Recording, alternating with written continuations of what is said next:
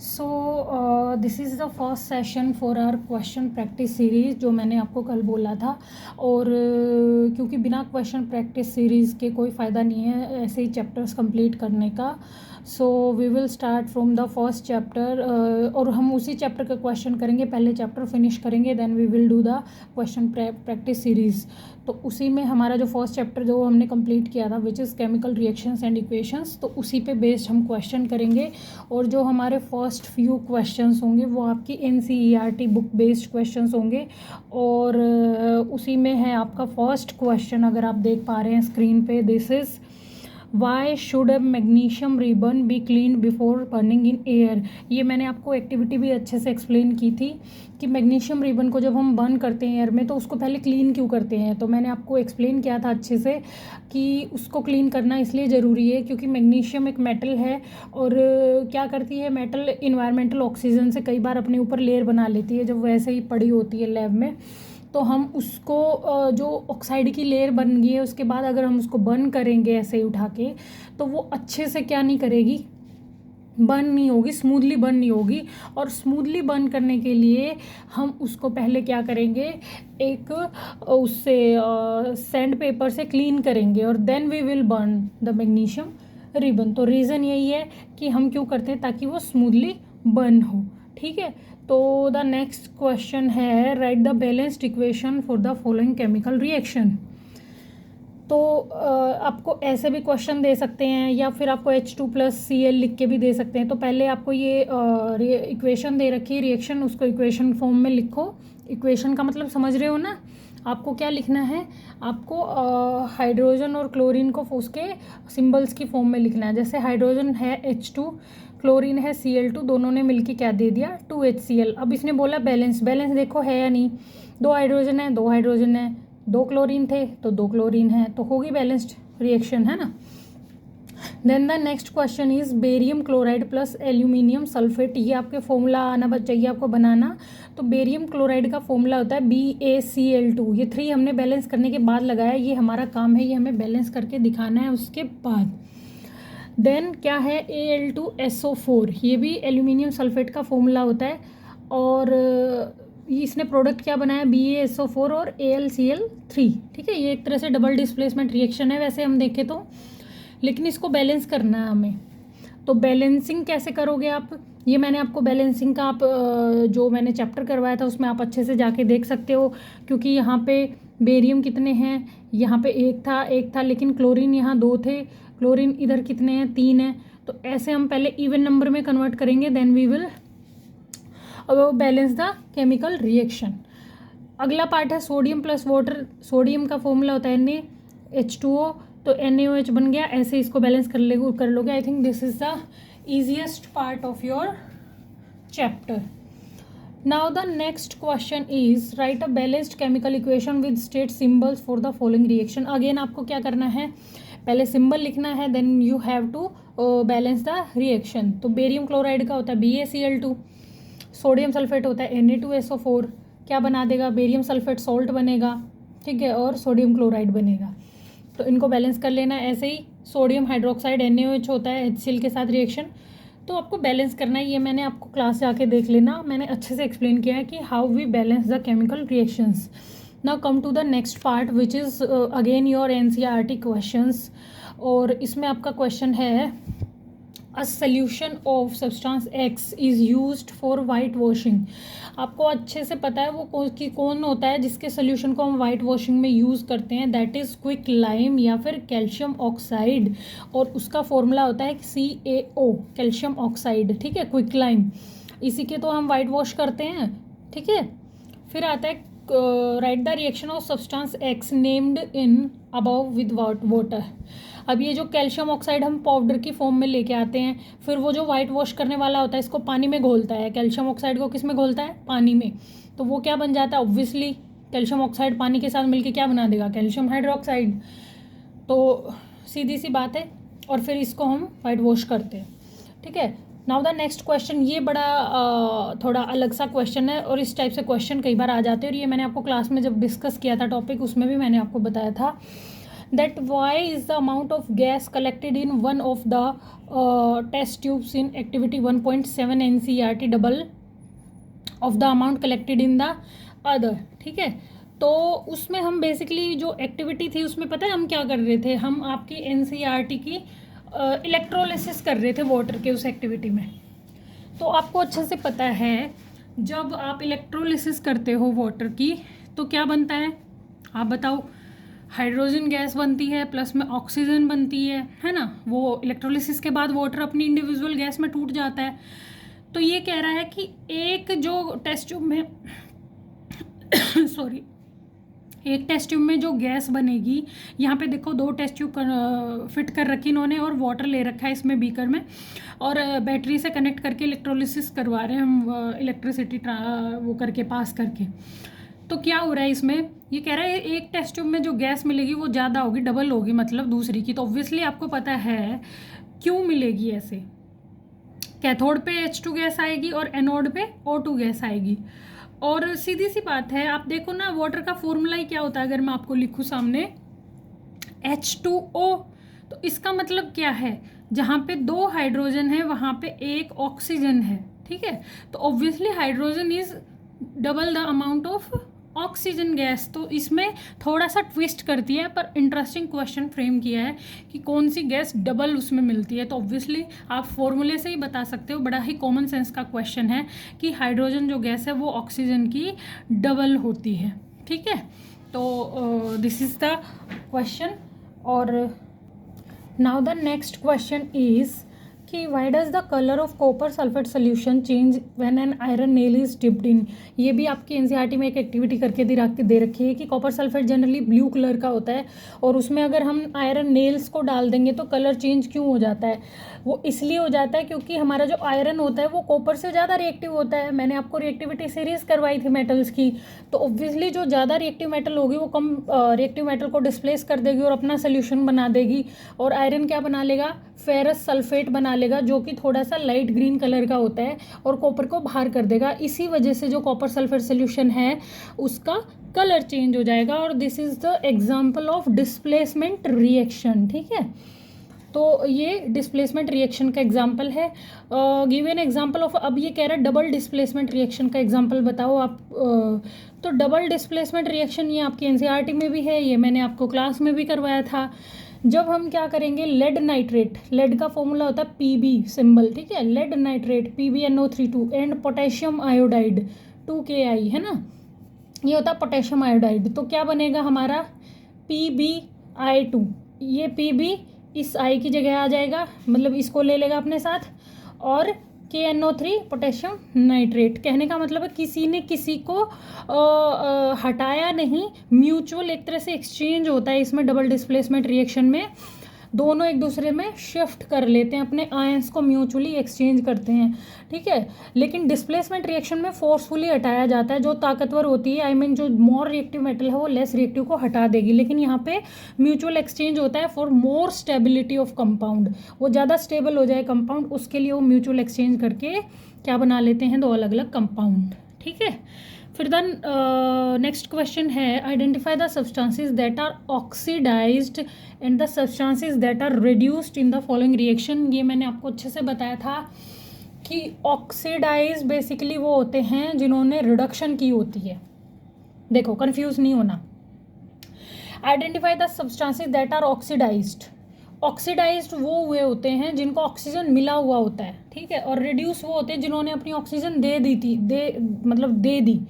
ठीक है, अब देखो रिएक्शन से समझते हैं। सोडियम है, प्लस में ऑक्सीजन है, तो ये क्या बना रहा है, 2Na2O। अब आप बताओ यहाँ पे कौन ऑक्सीडाइज हुआ है और कौन रिड्यूस हुआ है। सीधी सी बात है, सोडियम क्या हुआ है यहाँ पे, ऑक्सीडाइज हुआ है, क्योंकि सोडियम अकेला था और अब सोडियम ऑक्साइड बन गया है भाई। ठीक है, पहले हम थे, अब हमारे 2 हो गए हैं, कहने का मतलब ये है। और यहाँ पे क्या है, देखो ये लिख भी रखा है इसने Na और प्लस O2, और क्या बन गया 2Na2O। तो in this reaction sodium is oxidise because it combines with oxygen to form sodium oxide. ठीक है, और ऑक्सीजन यहाँ पे क्या हुआ है, रिड्यूस हुआ है। कैसे रिड्यूस ही हो गया, बेचारा गायब ही हो गया, इसका अस्तित्व ही खत्म। यहाँ पे कोई ऑक्सीजन दिख रही है आपको, ये तो ऑक्साइड की फॉर्म में इससे जुड़ गया है, तो ये अलग कंपाउंड बन गया, ऑक्सीजन इंडिविजुअली खत्म, तो इसलिए रिड्यूस वो हुआ है और ऑक्सीडाइज वो हुआ है जिसको ऑक्सीजन मिल गई। ठीक है, अगेन कॉपर ऑक्साइड है, हाइड्रोजन के साथ क्या बना रहा है, कॉपर प्लस वाटर। ऑब्वियसली यहाँ पे आपको क्लियर दिख रहा है कि जो हाइड्रोजन है वो ऑक्सीडाइज हुई है और कॉपर बेचारा रिड्यूस हुआ है। रिड्यूस क्यों हुआ है, क्योंकि इसकी ऑक्सीजन चली गई इसके पास से। ठीक है, तो this is how oxidation and reduction reactions are occurring. अब आता है अगेन आपका NCERT एक्सरसाइजेज हैं, और ये एक टाइप से MCQs बेस्ड एक्सरसाइज हैं। अब मैं ऑप्शंस दे रखे हैं और आपको करना है। ठीक है, तो फर्स्ट क्वेश्चन है which of the statements about the reaction below are incorrect. जैसे क्या दे रखा है, लेड ऑक्साइड और कार्बन, क्या बन गया, लेड प्लस CO2। आपको एक चीज़ याद रखनी चाहिए, कार्बन एक बहुत अच्छा क्या होता है, रिड्यूसिंग एजेंट। रिड्यूसिंग का मतलब ये ऑक्सीजन ले लेता है, चूस लेता है एक तरह से अगले की। ठीक है, तो ये क्या करता है, देखो अब इसके बारे में आपको ऑप्शंस बताने हैं कि लेड इज गेटिंग रिड्यूस्ड, बिल्कुल हो रहा है। हम देखें तो लेड रिड्यूस हो गया, इसकी ऑक्सीजन चली गई, तो ये ऑप्शन भी ठीक है। अगला ऑप्शन क्या है, carbon dioxide is getting oxide, carbon dioxide is getting oxide, no. Carbon dioxide कहाँ ऑक्सीडाइज हो रहा है, कार्बन ऑक्सीडाइज हो रहा है, ये तो हम बोल भी सकते हैं, तो ये तो एकदम ही गलत स्टेटमेंट है देखा जाए तो। ये ठीक है, कार्बन इज गेटिंग ऑक्साइड, ये भी ठीक है। और डी ऑप्शन क्या है, lead oxide is getting reduced. अच्छा, ये ऊपर सॉरी लेड था, तो लेड अकेला थोड़ी था रिड्यूस हो रहा है, लेड ऑक्साइड था जो रिड्यूस हुआ है, तो ये ऑप्शन ठीक है। तो C और D करेक्ट है, और C और D कौन सा है हमारा, इसमें C और D नहीं दे रखा,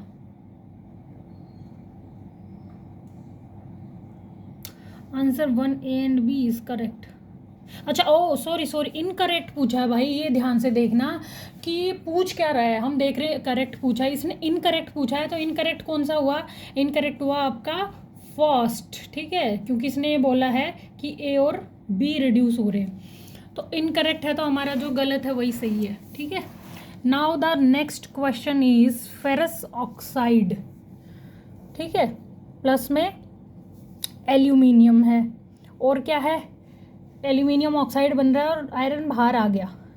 the above reaction is an example of a, आप खुद बता दो कि फेरस ऑक्साइड था, एल्यूमिनियम ऑक्साइड बन गया, आयरन बाहर आ गया।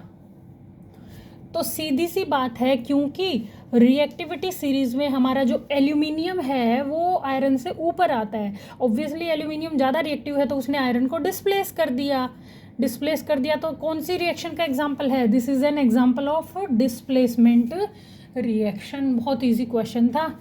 और नेक्स्ट क्वेश्चन है, what happens when dilute hydrochloric acid is added to iron filings, और टिक द करेक्ट आंसर। ठीक है, what happens when dilute hydrochloric acid is added to iron filings. आप बताओ, आयरन फिलिंग्स मतलब लोहा है और उसमें HCl ऐड कर देंगे तो क्या होगा, सोल्ट प्लस में हाइड्रोजन गैस। आपको पता है मेटल्स जब एसिड्स के साथ रिएक्शन करती हैं तो सोल्ट बनता है और प्लस में हाइड्रोजन गैस बनती है। ये मैंने chemical reaction of acid and bases में आपको करवाया था। ठीक है, तो ये बनता है आंसर A इज़ करेक्ट। इसमें इसने बोला था hydrogen gas and iron chloride are produced. What is a balanced chemical equation, why should chemical equation be balanced. आपको अच्छे से पता है बैलेंस्ड केमिकल इक्वेशन वो होती है जहाँ number of atoms of each element दोनों साइड बराबर हो। ठीक है, या अगर यहाँ पे आयरन के 2 है तो इधर भी आयरन 2 ही होगा, अगर ऑक्सीजन 3 है तो इधर भी ऑक्सीजन 3। कहने का मतलब है दोनों साइड जो भी एलिमेंट है उनके एटम्स का नंबर सेम होगा। और हम बैलेंस्ड केमिकल इक्वेशन क्यों करते हैं, because we have to follow the rule of conservation of mass, we have to follow the law of conservation of mass, जो क्या बोलता है कि जो मास है एलिमेंट्स का वो reactant and both product side क्या होगा, इक्वल होगा हमेशा। ठीक है, because mass can neither be created nor be destroyed. तो अब आता है हमारा अगला क्वेश्चन कि translate the following statements into chemical equation and then balance. पहले आपको इनको केमिकल इक्वेशन में कन्वर्ट करना है और फिर आपको बैलेंस करना है। Hydrogen gas combine with nitrogen to form ammonia, H2 होती है और N2 होती है नाइट्रोजन, NH3 बना रही है गैस, ठीक है। अब ये अनबैलेंस्ड है, देखा जाए तो हाइड्रोजन 3 है नाइट्रोजन 1, लेकिन इधर तो 2 हाइड्रोजन थी, तो आपको बैलेंस करना है, वो आप कर लोगे। मैंने बहुत अच्छे से समझा रखी, इसमें कोई बड़ी बात नहीं है, ये आप कर लेना, ठीक है। आप देखना, मैंने एक वीडियो डाल रखी है, उसमें देखना कैसे बैलेंस करते हैं, और वैसे ही करना है आपको, बिल्कुल। तो हमारा जो नेक्स्ट क्वेश्चन है वो भी कुछ ऐसा ही है, केमिकल इक्वेशंस को बैलेंस करना है। हमारा जो नेक्स्ट क्वेश्चन है वो है, what does one mean by exothermic and endothermic reaction, ठीक है। मैंने आपको अच्छे से समझाए थे कि एक्सोथर्मिक रिएक्शन वो होती हैं जहाँ पे एक्सो मतलब रिलीज, थर्म मतलब हीट, तो जहाँ पे हीट रिलीज होगी वो रिएक्शन होंगी एक्सोथर्मिक, और एंडोथर्मिक जहाँ पे इसका उल्टा होगा, मतलब हीट एब्जॉर्ब करेगी कोई भी रिएक्शन, वो होगी एंडोथर्मिक रिएक्शंस। तो मैंने अच्छे से बताया था कि हमारी जितनी भी कॉम्बिनेशन रिएक्शंस हैं, these are all the examples of exothermic reaction, क्योंकि जो सब्सटेंस जुड़ते हैं आपस में तो वो हीट रिलीज करते हैं, ठीक है। उनको हीट रिलीज करनी पड़ती है नए बॉन्ड बनाने के लिए। वहीं पे एंडोथर्मिक हमारी डिकम्पोजिशन रिएक्शंस होती हैं जहाँ पे एग्जिस्टिंग बॉन्ड ऑलरेडी बने हुए थे, तो उनको तोड़ने के लिए ऑब्वियसली मैंने बताया था हमें हीट लगानी पड़ती है, हमें कुछ एनर्जी लगानी पड़ती है, हमें टेम्परेचर लगाना पड़ता है। तो एंडोथर्मिक रिएक्शंस के एग्जांपल है हमारी सारी की सारी डिकम्पोजिशन रिएक्शंस, और एक्सोथर्मिक के एग्जांपल है हमारी कॉम्बिनेशन रिएक्शन। तो अगर एग्जाम्पल देना है तो आप यहाँ से फिर आइडिया लगा के दे सकते हो। जैसे कि एग्जाम्पल्स ऑफ एक्सोथर्मिक रिएक्शन अगर मैं बात करूँ तो बर्निंग ऑफ मिथेन गैस, ठीक है। मिथेन गैस को जब हम बर्न करेंगे तो ऑक्सीजन की प्रेजेंस में करेंगे ऑब्वियसली। देखो मिथेन और ऑक्सीजन क्या कर रहे हैं, कंबाइन हो रहे हैं ना, तो मैंने यही तो बोला कॉम्बिनेशन रिएक्शन का ही एग्जांपल होती है एक्सोथर्मिक रिएक्शन। तो जब ये दोनों कंबाइन हो जाएंगी तो देखो हमारी हीट रिलीज होगी, तो यही होगी exothermic reaction. Again the reaction of aluminium with ferric oxide, यहाँ पे भी एल्यूमिनियम और फेरिक ऑक्साइड मिलेंगे, तो ऑब्वियसली एल्यूमिनियम ज़्यादा रिएक्टिव है, आयरन को हटा देगा तो एल्यूमिनियम ऑक्साइड बना लेगा और हीट बाहर आ जाएगी। तो ये अगेन किसका एग्जांपल हो गया, कॉम्बिनेशन रिएक्शन है, और किसका एग्जांपल है, एक्सोथर्मिक रिएक्शन, ठीक है। और अब आते हैं हम एंडोथर्मिक रिएक्शन पे। डिकम्पोजिशन, देखो नाम में ही आ गया, मैंने बोला ना सारी डिकम्पोजिशन रिएक्शन किसका एग्जांपल है, आपकी एंडोथर्मिक रिएक्शन का। अब आपको तोड़ना है, फॉर एग्जांपल कैल्शियम कार्बोनेट को तोड़ना है, तो कैसे तोड़ दोगे, मुक्का मार के तोड़ोगे, हथौड़ा मारोगे, नहीं ना, कैसे तोड़ोगे, you have to apply the heat. Heat का सिंबल ये होता है आपकी केमिस्ट्री में, और हीट करते ही देखो किस में टूट गया है, calcium oxide plus CO2 gas में। तो ये कौन सी रिएक्शन हुई, endothermic reaction, decomposition of lime, ठीक है। अब आता है अपना combination of nitrogen gas and oxygen gas. ये एक एक्सेप्शन सा केस है जहाँ पे कॉम्बिनेशन रिएक्शन किसका काम कर रही है, आपकी एंडोथर्मिक रिएक्शन का। नाइट्रोजन ऑक्सीजन को मिलवाने के लिए आपको नाइट्रस ऑक्साइड बनाना है और प्लस में हीट देनी पड़ेगी, यहाँ पे आप एक तरह से बोल सकते हो, ठीक है। अगेन आपका नेक्स्ट क्वेश्चन है कि why is respiration considered an exothermic reaction, मतलब आपका जो रेस्पिरेशन आप करते हो तो वो एक एक्सोथर्मिक रिएक्शन क्यों है भाई। सीधी सी बात है, जब आप रेस्पिरेशन करते हो, आप ऑक्सीजन को इनहेल करते हो एटमॉस्फेयर से, जो आपकी बॉडी में जो आपने खाना खाया है और जिसमें से डाइजेशन के बाद ग्लूकोज निकला है, तो वो ऑक्सीजन जाके उस ग्लूकोज के साथ रिएक्ट करके क्या प्रोड्यूस करेगी, CO2 और वाटर आप यूरिन के थ्रू पास आउट करोगे या स्वेटिंग के थ्रू, और CO2 आप एक्सेल करते हो, सांस छोड़ते हो, तो वो होता है। तो इसमें ऑब्वियसली जब हम करते हैं तो हीट लिबरेट होती है, क्या होता है, हीट लिबरेट होती है। फॉर एग्जांपल ग्लूकोज का ऑक्सीडेशन करवाया हमने, और अगेन ये एक तरह से कॉम्बिनेशन रिएक्शन है, देखा जाए तो ग्लूकोज से जाके ऑक्सीजन मिल गई और CO2 बन गई, वाटर बन गया और हीट बाहर आ गई, तो ये हमारी एक्सोथर्मिक रिएक्शन है। Why are decomposition reactions called the opposite of combination reactions, right equation, क्यों उल्टा बोली जाती हैं। ऑब्वियसली भाई कॉम्बिनेशन में दो मिलके एक बना रहे हैं, और डिकम्पोजिशन में एक अकेला टूट के दो प्रोडक्ट बना रहा है, तो ऑपोजिट तो होएगी ना। जैसे कि एग्जांपल देखें तो डिकम्पोजिशन रिएक्शन थी, अमोनियम क्लोराइड हीट किया, ब्रेक डाउन होकर किस में कन्वर्ट हो गया, हाइड्रोक्लोरिक एसिड प्लस अमोनिया में, तो एक सिंगल रिएक्टेंट ने दो प्रोडक्ट बना दिए। वहीं पे अगर कॉम्बिनेशन रिएक्शन देखें तो दो मिलके एक सिंगल प्रोडक्ट बना रहे हैं, तो ऑपोजिट तो होएगी। Again now the next question है, write one equation is for the decomposition reactions where energy supplied in the form of heat, light और इलेक्ट्रिसिटी। तो अब देखो आपको हर एग्जाम्पल लिखना है। देखो मैंने आपको अच्छे से बताया था, डिकम्पोजिशन रिएक्शंस होती हैं वो 3 टाइप की होती हैं। थर्मल डिकम्पोजिशन होता है ना, और इलेक्ट्रिक डिकम्पोजिशन होता है, और फोटो डिकम्पोजिशन होता है। मतलब जिसमें थर्मल वो होता है जिसमें हम डिकम्पोज करने के लिए किसी कंपाउंड को हीट का यूज़ करें, मतलब थर्म मतलब हीट। वहीं पे जहाँ हम यूज़ ऑफ लाइट करें, सनलाइट के फॉर एग्जांपल, बहुत अच्छा फेमस सा केस आपकी एनसीईआरटी में भी रिएक्शन गिवन है कि सोडियम क्लोराइड को आप सनलाइट में रख दोगे तो सिल्वर प्लस क्लोरीन बन जाएगा। और इसी वजह से हम, यही वजह है कि सिल्वर क्लोराइड को हमेशा ब्लैक कंटेनर में रखते हैं ताकि सनलाइट ना पहुँच पाए उस तक, ठीक है। वही सिल्वर ब्रोमाइड भी ऐसी रिएक्शन शो करता है कि इसकी प्रेजेंस में, लाइट की प्रेजेंस में डिकम्पोज हो जाता है। और अब बात आती है, अगर इलेक्ट्रिसिटी की प्रेजेंस में देखें तो हमारा बहुत ही फेमस एग्जांपल है वाटर, जिसको हम क्या कर सकते हैं, हाइड्रोजन ऑक्सीजन में ब्रेक डाउन कर देते हैं with the help of electricity. So these are all examples of decomposition reaction, ठीक है। तो आज हम करते हैं इतना ही, कल हम करेंगे इससे next questions. Till then bye bye, take care, God bless, thank you.